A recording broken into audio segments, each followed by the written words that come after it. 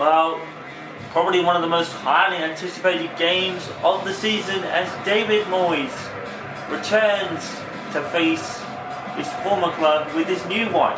Everton versus Manchester United promises to be an exciting game. Both Baines and Fellaini are not going to be facing their old clubs though.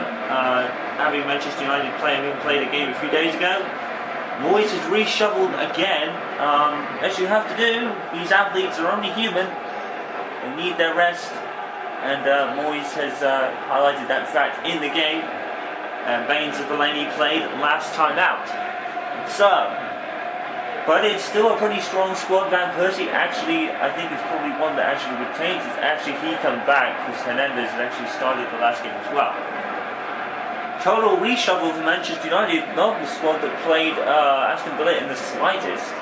Aaron Hill finally returns to the first team after having a few games away. He would have played the last home game with it snowed, and David Moyes made it abundantly clear that he didn't want Aaron Hill to be hurt.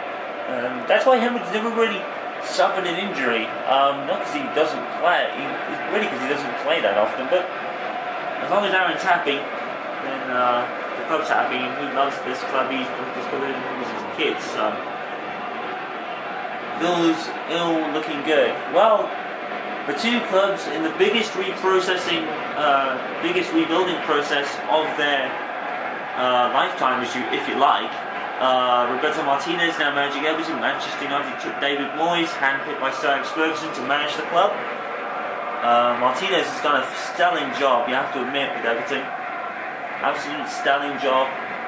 Manchester United, though, are approaching this game in the richest vein of form they've had all season. 3 consecutive clean sheets. De Gea is rested, by the way. Astrid Lindegaard is now between the sticks. Everton kick us off. Here we go. Is the revisit of Everton going to be troublesome for Manchester United, or will they continue the rich vein of form they've been in? And a surprise down there is actually Nani. Nani could be shortlisted for the transfer window because this weather stuff has not been really resolved yet. He's one of the players Moyes is looking to move away. There's been contract negotiations with a couple of players apparently, and Tyler Blacklet has actually been moved to loan status rather than a transfer away. So Moyes has the greatest of squads at hand at his disposal, but the youngsters are all on loan somewhere else. But these players are doing more than enough to earn their fair share of goals and great gaming experiences that Manchester United have had a great middle stint to this season. We are approaching the halfway mark now. Here's Morales for Everton though. Good tackle from Buntner. So yeah, it is a total reshuffle. Giggs is back in, Henwood's back in, Buntner's back in, Nani's back in, Raphael is back in. It's a total reshuffle. Cleverley's back in. Cleverley's missed a few. Kagawa, not so much. Hope for Kagawa yet.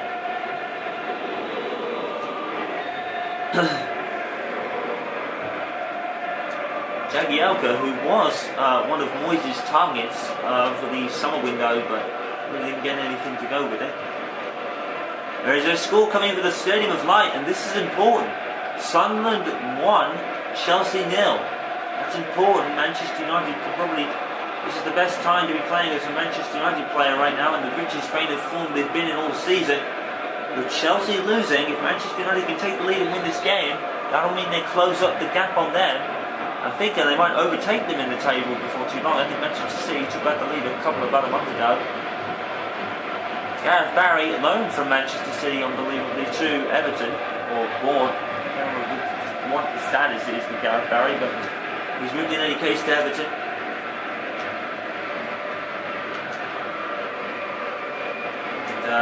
Rumours are that David Moyes could be looking at Jagielka rather closely tonight. One of his possible transfer targets will be to the centre of the defence, which has been United's not biggest problem, but with Ferdinand getting older, Johnny Evans and Phil Jones up there as well. You don't want too many players competing for the same position, but United do need a defensive reshuffle. over the last few games, they've kept clean sheets in 3 consecutive games now. And that's the fact that Andres Lindegaard is in goal might be a worry to some fans, but the only one that is playing against their old club is David Moyes, though. Baines and Fellaini both rested for playing last time out. And Giggs, who scored a nice goal against his previous outing as well. In the richest vein of form. Everyone is happy and on point, especially this man, who's not been on the pitch for a while. And he said he'd rather have it that way than not be at the club at all. He said the time at Norwich was, in a sense, some of the hardest times he'd ever experienced, but Henwood was really low key after the death of his mother back in 2008.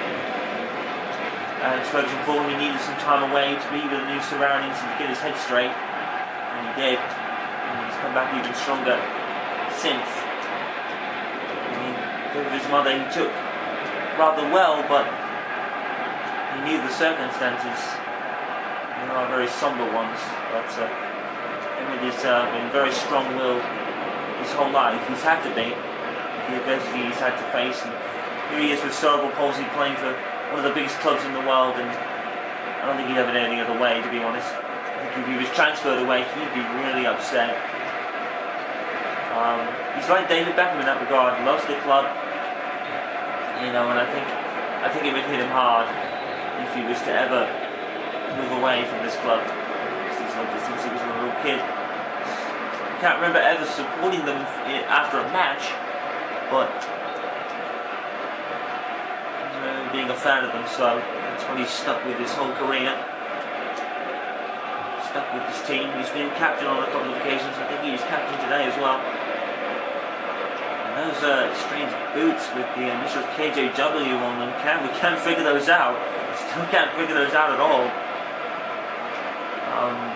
It's a heart symbol next to him, so maybe a girlfriend or a best friend or something. He's not really talked about his personal life that much. He says it's because he's not really a personal person and his life's pretty boring. Outside of playing for Manchester United, he'd like to add. He said, I might add, it's very boring outside of that, of course. But yeah, he's not really talked about it, but the initials are engraved on his boots, and obviously, I more than likely believe it's probably for a best friend of his. And he said that growing up was tough, being an odd one out, as it were. And this is an interesting scoreline coming in from the Hawthorns. West Bromwich Albion 0, Manchester City 1. So Manchester City have taken the lead. And that won't have Manchester United's title aspirations, but the score at Chelsea will certainly move them up to 3rd place. Or getting close to that anyway. Luis Raphael, since the acquisition of Leighton Baines, has not played much. Seems pretty happy though.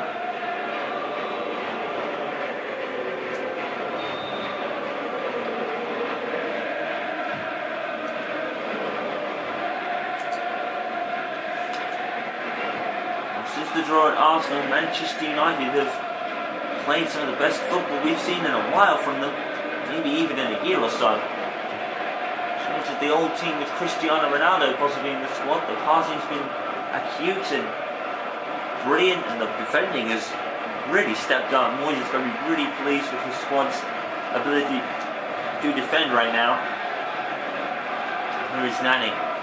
Nani back on the team sheet, surprisingly enough. All that controversy surrounding him as Daddy hits it and scores. Well, I guess the weather isn't bothering him here. And the signature flip is back. Well, Nani under transfer speculation hits another one. That's his typical Nani. Well, Nani played a lot in the beginning of the season, but ever since this weather stuff came out, Nani's been absent from the team sheet. He's back tonight with most of his squad being rested, and Nani's made his mark. And maybe, just maybe, that might help him reconsider sticking with the club. Nani has got like 4 years left on his contract, so David Moyes transferring him might become an issue. He's got none left on his contract, but no one is safe. you're going to complain about the most sporadic of things, which the weather is. I mean, I understand, and we understand completely that the weather is freezing cold in the winter, but it's the winter. It's always cold in winter wherever you go. So Nani is a bit of a confusing one, and here he comes again. Here comes Nani, and saved by the goalkeeper in the end. Nani is sort of fired up. He wants to prove that he wants to probably stick in the squad, perhaps. And Percy. David Moyes saying if there's no update before the transfer window opens, it might be a reconsidering time for him. Now Hemwood tries a shot. I guess he is captain today. Right foot, worth a shot. What are you doing? Akafayev is the standing goalkeeper of Everton today, no Tim Howard. And I mean, that explains why Nani scored, but to be fair, Nani did hit it really well. Nani unfortunately couldn't get that first touch right. That was always going to be difficult to chase down. It's unfortunate really, but see what happens. Good tackle for Cleverly. Giggs. And Percy is coming in from an offside position. And the game has a free kick for Everton. Gareth Barry. Lost Barclay to Kone. And Cleverly falls, and it's Gareth Barry for Everton though. Gareth Barry coming against old nemesis Manchester United. He faced United in a derby once or twice. Kone is offside. Well, 10 minutes to go. The thunderbolt from Nani is what separates the two sides at the moment. Manchester United still in a rich vein of scoring, and it's proving vital right now as Chelsea are drawing, but Manchester City are leading. So Darren Fletcher, who has played a lot of the games recently, and as we understand it, there could be speculations about him moving on, but he's played a lot recently, but he's rested today. He's played a couple of games recently, and obviously it was only a few days ago that Manchester United faced Aston Villa. They won by 3-0. Wayne Rooney was absolutely superb in that game. But like we said at the beginning of the broadcast, these athletes are only human at the end of the day, and they need to sit and rest every so often. So that's why for the squad reshuffle for Manchester United for this game.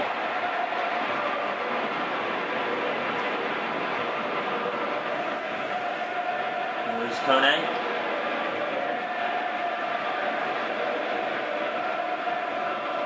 Barry. There's Darren Gibson, old Manchester United teammate Darren Gibson, moved a few years ago.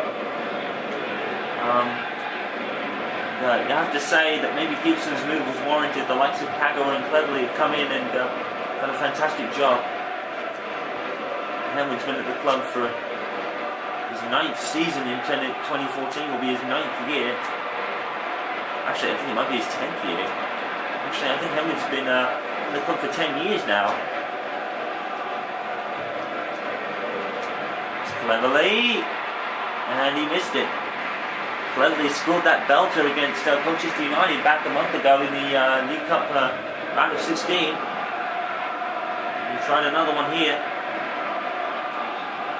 And a lot of these Manchester United midfielders seem to have gone to the Paul Scholes mode and scored from long range. And it's been a common thing for United midfielders. Darren Fletcher and Tom Cleverly in particular, who scored a couple of belters against Colchester in that 4-4 epic match in the League Cup round of 16. And the trend continues. A lot of people have probably been learning from Paul Scholes and anything else. It's Ferdinand. Well, no word from Ferdinand on whether he's retiring, but he's another one that probably could be considering it. Poor guy's turning very injury prone, especially with his back. That's been well documented over the last couple of years. 2 minutes of added time in the first half. Manchester United relatively comfortable with a 1-0 lead though. And a header, but he's wide from Robin Van Persie. It was a good header, but not accurate enough. It would have gone in had it been on target, because Amavayev was way off his line. That's why Van Persie probably took it.